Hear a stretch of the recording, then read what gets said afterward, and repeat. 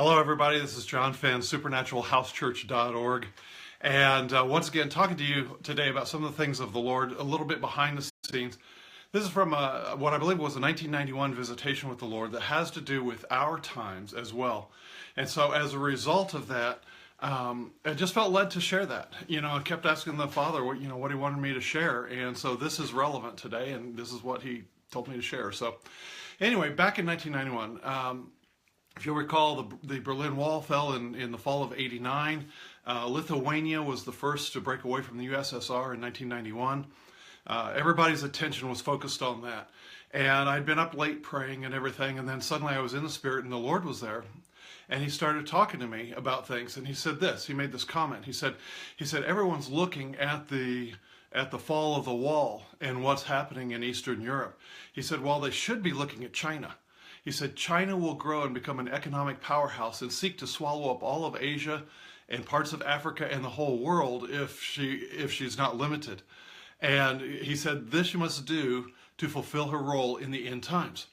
And I thought that was interesting, and we certainly have seen that since then. But then he said this, he said, as for me, he said, let me share with you some things. And he said, you are a product of what you call the charismatic renewal. He said people came out of the denominations in the 1970s because they wanted more of me. Their needs were not being met. And so they began meeting in prayer groups and Bible studies and prayer and praise meetings. And he said, you are a product of that. He said, and then churches were raised up to take care of all these people. And also then Bible schools were raised up to train pastors and leaders and such. And he said, you are a product of all that.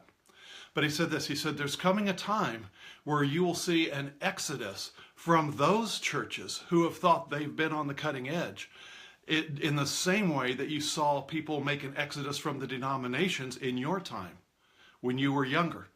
And he said, this is because they have become as rigid, many of them have become as rigid, inflexible, and set on their own agendas as the denominations that preceded them. And you will once again hear of Bible studies and prayer meetings and prayer and praise groups, and especially house churches, churches based in the home, and you will have a part in that.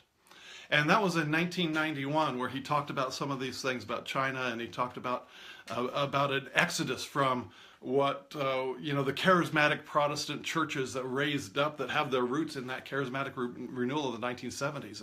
And you can look around at every megachurch, every charismatic non-denominational church, and they've got their roots in that. And it was just interesting. He said many of them have become as rigid, inflexible, and set on their own agendas as the denominations that preceded them. And we are seeing that exodus. So, and of course, that's what we do now. It was 10 years later, that the Lord appeared to me on February 4th of 2001 when I was ministering outside Toronto.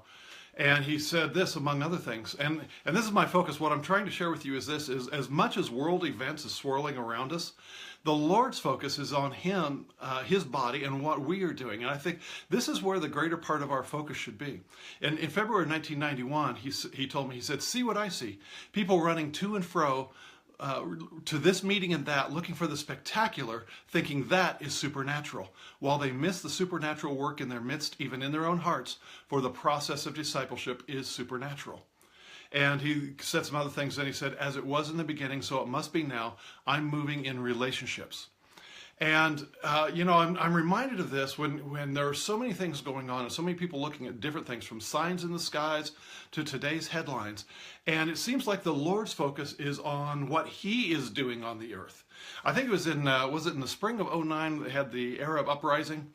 And the Lord appeared to me during that time, and he started talking to me about world events and everything. And I started asking him. I was particularly concerned at that time about Egypt. And I asked him if Egypt was going to become like Iran and turn against Israel so vehemently. And he told me no. And I started to ask him some other things. And he said, what are these things to you? As for you, you must be about the Father's business. And that has stayed with me ever since then. And like I said, that was, I think it was in spring of '09. And just how the Lord's focus is on what he is doing on the earth. Not on what the headlines say, but what he is doing. And there are people out there who are meeting in prayer groups and Bible studies and house churches. And of course, that's what I do, because the focus is on what is God doing.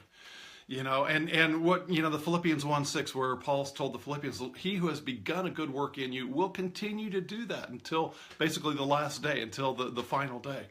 And that we can't lose sight of that. We can't lose sight of that. There's another thing, in Luke 21:24, as far as where we are in the big picture, Luke 21:24, Jesus said, prophesying of the destruction of Jerusalem that happened in the year 70, just 4 decades after him in his ministry in the Gospels. And he said this in Luke 21:24. He said, Jerusalem will be trodden down by the Gentiles until the time of the Gentiles is fulfilled. Jerusalem will be controlled, trodden down by the Gentiles until the time of the Gentiles is fulfilled. Well, Israel took control of Jerusalem in the 1967 Six-Day War. And so it's coming up on 50 years since Israel has had possession of Jerusalem once again. And Paul said in Romans 11:25, he said that blindness in part has happened to Israel until the fullness of the Gentiles has come in. Blindness in part has happened to Israel until the fullness of the Gentiles has come in. So we've got these two things at work in our day. We've got Jerusalem trodden down of the Gentiles until the time of the Gentiles is fulfilled. So from 1967 on, these last 50 years, we've been in the closing time of the time of the Gentiles, the time when the non-Israeli people would, all over the world would have a time to come to the realization that Jesus is Lord. And Paul said at the same time, blindness is lifting off of Israel until the fullness of the Gentiles has come in. So when you start to see blindness lifting off the Jewish people, as it pertains to Jesus, the Messiah, when you start to see more and more Jewish people coming to the Lord, that blindness starting to lift, and realizing that we're at the time of the Gentiles, folks, this is a time to be excited about what the Lord is doing in the earth and what he's doing in us. And people look around and say, what should I be doing because of the headlines and everything that may or may not come to pass? But it gets back to, what is the Lord asking us to do today? It's to be focused on what he's asking us to do today, to grow up in him, to mature in him. And I just go back to that personal thing of, what does he want us to do today? That's where our focus should be. And what is he doing around the world? That gives us such great peace and such excitement in the midst of tumultuous times, for sure. So I just want to share that with you.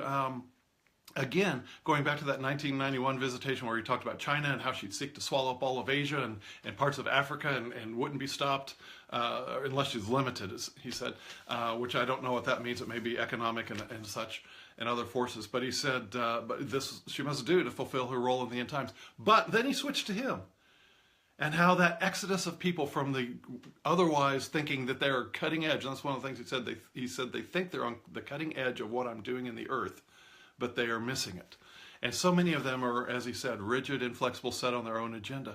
So I'm seeing the mass exodus, not because people are upset or hurt or angry, but because they want more of God, just like we did in the denominational times back in the 1970s when Methodists and Episcopalians and Roman Catholics and everything started meeting in home churches and prayer meetings and such, because we wanted more of God. That's what's happening around the world.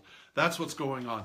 The U.S. Center for World Missions has pegged Christianity as the fastest growing religion in the world at about 7.7%. And it's all happening in small home settings, home groups, family groups.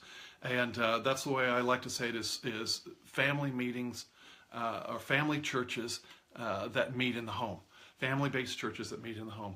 I just encourage you to find the real, find the genuine, be caught up in what the Lord is doing, find someone who's on the same spiritual page with you, and go have a cup of coffee or tea, or go have a dinner together, invite them over, and have a time of prayer and worship. You'll find the real, you'll find the concrete, you'll find the food for your soul and your spirit there within the relationships. Because as I always say, righteousness in Christ remains unproven. Anyone can say they're a Christian, but God has designed it that our righteousness be proven out within the framework of relationships. And that's the only way people really know that we are a believer, by our fruit, by the relationships that we have. And so invest in those relationships. That's your greatest resource. All right, God bless. Be caught up in what the Lord is doing today. Bye-bye.